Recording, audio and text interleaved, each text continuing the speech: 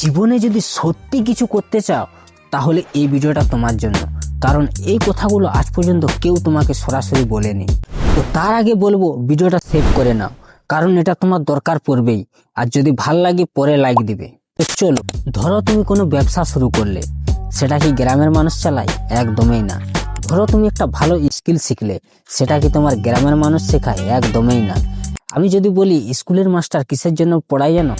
কারণ সেটা তার কর্তব্য, আর সেটা দিয়ে তার সংসার চলে, না হলে কিন্তু কেউ পড়াতো না।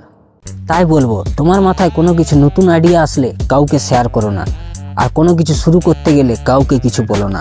এটা তোমার একদম মাথায় ঢুকিয়ে নাও।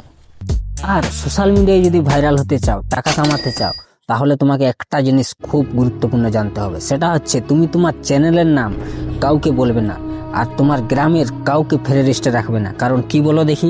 কারণ এরা তোমার ভিডিও কোনোদিন ফুল ওয়াচ করবে না, লাইক দিবে ঠিকই, স্ক্রল করে দেবে, ভিডিও তো দেখবেই না, আর তোমাকে তোমার পেছন দিয়ে ট্রোল মারতে থাকবে। দিলে তোমার কি হবে?